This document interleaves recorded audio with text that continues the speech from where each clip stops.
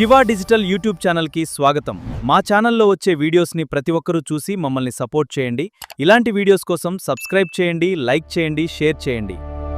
మనం ఒక చిన్న తీయటి అలాగే ఎంతో లోతైన అర్థమున్న దక్షిణ భారత జానపద పండుగ గురించి తెలుసుకుందాం. ఈ విశ్లేషణలో ఒక మామూలు చిరుతిండి ప్రకృతి పట్ల మనకున్న కృతజ్ఞతను చాటేంత గొప్ప వేడుకగా ఎలా మారుతుందో చూద్దాం. ఇంకెందుకు ఆలస్యం, వెంటనే మొదలు పెడదాం.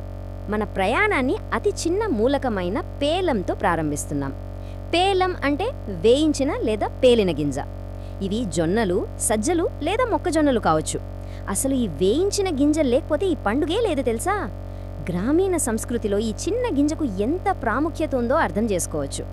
ఇక మొదటి సెక్షన్లో దీని మూలాలు, గ్రామీణ సంప్రదాయాల గురించి చూద్దాం. ఒక సాధారణ వ్యవసాయ పద్ధతి కాలానికి అతీతమైన సంప్రదాయంగా ఎలా మారిందో తెలుసుకుందాం. ఈ పండుగను ఫలానా వ్యక్తే మొదలుపెట్టారు అని చెప్పడానికి మన దగ్గర ఖచ్చితమైన రికార్డులు ఏమీ లేవు. కానీ దక్షిణ భారత గ్రామాల్లో సమాజం నుంచే పుట్టిన ఈ ఆచారం దాదాపు 500 నుంచి 1000 సంవత్సరాల పాటుగా వృద్ధి చెందిందని జానపద కథలు చెబుతున్నాయి. తరతరాలుగా పంట చేతికొచ్చింది కదా, దాన్ని వేయించి తిందాం, దేవుడికి పెడదాం అని ఒక అందమైన ఆలోచనతో రైతులు పండుగ చేసుకుంటూ వస్తున్నారు. ఇక్కడ ఆసక్తికరమైన విషయం ఏమిటంటే, ఈ పండుగను వేరువేరు రాష్ట్రాల్లో ఎంత వైవిధ్యంగా జరుపుకుంటారో మనం చూడొచ్చు. తెలంగాణ, ఆంధ్ర ప్రాంతాల్లో దీనిని పేలాల పండుగ అంటాం. అదే కర్ణాటకలో అయితే ఎల్లమ్మ పేలాల పూజ అంటారు. మహారాష్ట్రలో చేసుకునే తిలగ్గుల్ వేడుకను కూడా దీనికి సమానంగా చెప్పుకోవచ్చు. వ్యవసాయ పండుగలను పంచుకుంటూ వివిధ ప్రాంతాలు ఎలా ఒక్కటవుతాయో చెప్పడానికి ఇదొక అద్భుతమైన ఉదాహరణ. ఇప్పుడు రెండో సెక్షన్లోకి వెళ్దాం. ఈ గింజలను అసలు ఎప్పుడు, ఎలా తయారు చేస్తారో ఇప్పుడు విశ్లేషిద్దాం. సంక్రాంతి పండుగలో ఇది ఎప్పుడు వస్తుందో గమనిస్తే, మొదట పాత సామాన్లు కాల్చే భోగి, ఆ తర్వాత పంటను ఇంటికి తెచ్చే సంక్రాంతి, ఇక 4వ రోజైన కనుమనాడు ఈ పేలాల పండుగ వస్తుంది. రైతులు తమ కష్టానికి ప్రతిఫలంగా పంటను ఇంటికి తెచ్చుకున్నాక ఆ కష్టాన్నంతా మర్చిపోయేలా చేసుకునే ఒక మధురమైన ముగింపు ఇది. అసలీ పేలాల పిండి ఉండలు చేస్తుంటే ఆ అనుభూతే వేరు. ముందుగా పేలాలను మెత్తగా పొడి చేసి దానికి తియ్యటి బెల్లం, కమ్మటి నెయ్యి కలిపి గుండ్రంగా ఉండలు చేస్తారు. ఆ వేయించిన పొడి సువాసన, బెల్లం నెయ్యి కలిసినప్పుడు వచ్చే కమ్మటి వాసన అద్భుతంగా ఉంటుంది. పైగా ఇవి విపరీతమైన శక్తినిచ్చే ఆహారం కూడా. ఇక్కడ మనం గుర్తించాల్సిన ముఖ్యమైన పాయింట్ ఏంటంటే, ఈ సంప్రదాయం కేవలం రుచికి మాత్రమే పరిమితం కాదు. చలికాలం చివర్లో ఇలా పేలాలు, బెల్లం, అల్లం కలిపి తినడం వల్ల జలుబు, దగ్గు దరిచేరవు. ఇదొక ప్రాక్టికల్ ఆరోగ్య రహస్యం. అలాగే పేలాలను మంటలో వేసినప్పుడు వచ్చే చిటపట శబ్దాన్ని బట్టి ఆ ఏడాది మంచి వర్షాలు కురుస్తాయని పెద్దలు అంచనా వేస్తారు. ఇదొక లోతైన జ్యోతిష్య నమ్మకం.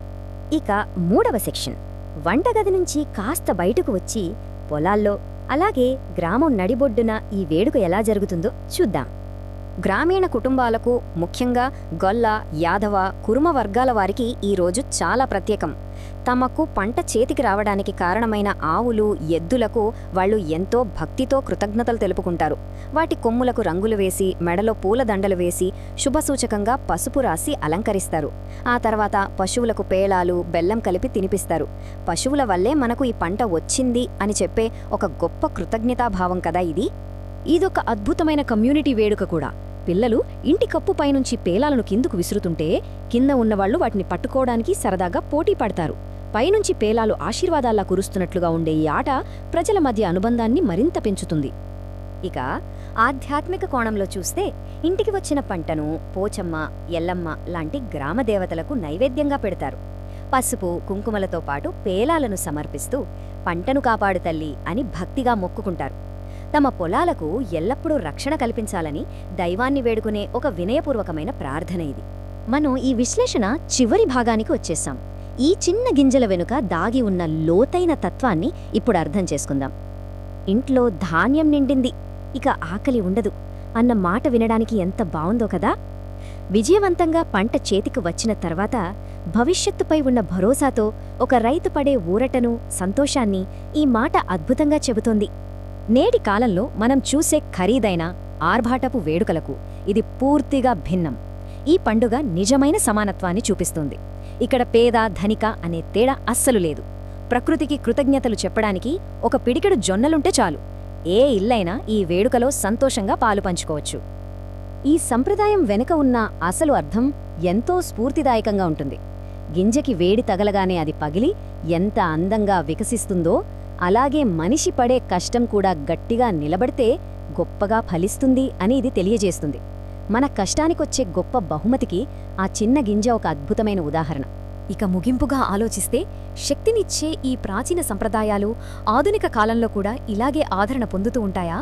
ప్రకృతికి కృతజ్ఞత చూపే ఈ వేడుక మరో 1000 ఏళ్ల పాటు ఇలాగే వికసిస్తుందా? ఎంతో లోతుగా పాతుకుపోయిన ఇటువంటి వేడుకలు ముందు ముందు ఎలా మారుతాయో ఆలోచించాల్సిన విషయమే. ఏది ఏమైనా ప్రకృతిని గౌరవించే ఈ పండుగ గురించి తెలుసుకోవడం మనకు ఎంతో ఆనందాన్నిస్తుంది కదా.